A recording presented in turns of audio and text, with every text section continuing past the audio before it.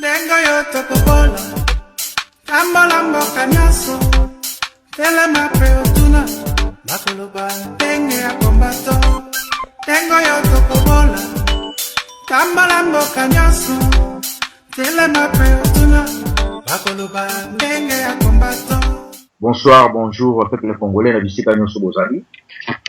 Message nanga naza ko adresser na mwana oyo babengi na kombo ya Fabregas. Fabregas, mwana osali erreur moko grave na vie na yo. Il fallait qu'il même pas s'afficher na likambo yo lingo sala concert na France.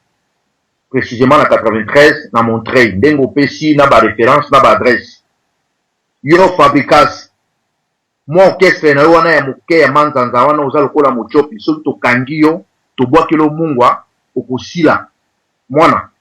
Est-ce que yo yebi situation oyo ezosala na mboka wana? Oyebi souffrance oyo bakongolais bazoyoka? Hippolyte Kanambe alias Joseph Kabila, président na bino oyo bino bozomona ya soi-disant congolais, bientôt azokokisa 15 ans na pouvoir. Nyangala kata wana ya tufi wana ya Rwanda wana kaka wana oyo aza kohumilier biso presque tout le jour.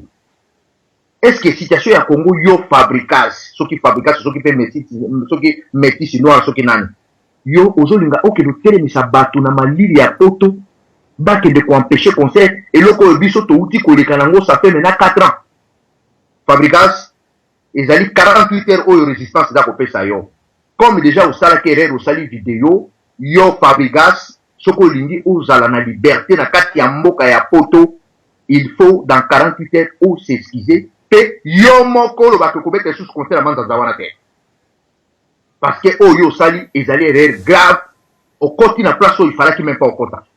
Petit kala boye bango ke carrière na yo nyonso esili na minito pe orchestre na yo na minito zesu orchestre c'était au komi comme tout le monde.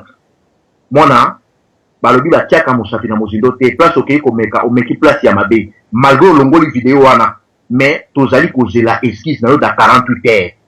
Fabregas mboka wana bato baza kohumilier biso Rwanda wana ya Hippolyte Kanambe alias Joseph Kabila na leki na ye Zoé azosalisa ba faux monnaie ya ba dollar libanda azokende kochange yango na banque centrale.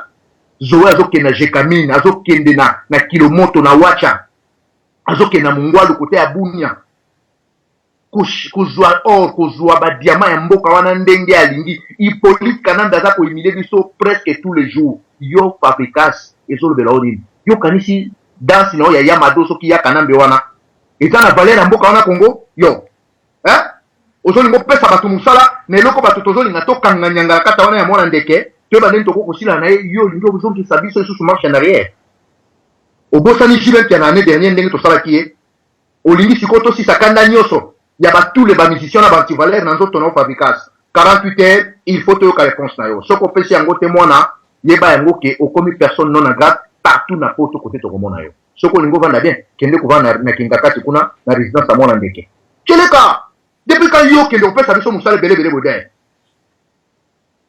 yango nde yeba yango ke oyo sali yeba yango ke réponse pe ezolanda yo tozozela réponse na yo dans 48 heures. Il faut s'excuser na vidéo kaka ndenge osalaki publicité na oso disant concert ndenge yo moko kozonga oza kosexcuser oyo eza bozoba okwa na Kivu kuna Kananda bloqué hôpital à Panzi ya docteur Mukwege afutisi bango bamanda zolinga susu bato bakota kuna te partout toza humilier mboka wana bakongolais bazo souffrir yo zola bato badansa pamba wana oyo ko apporter rien na kata communauté de quelle aventure toza kopesa yo 48 heures toujours la réponse na yo tout de suite yo soki Fabregas soki nani oza kwa mochopi ya pamba moko boye ko saka na bato na malili yo kete sa banda yo nani yo depuis quand bandes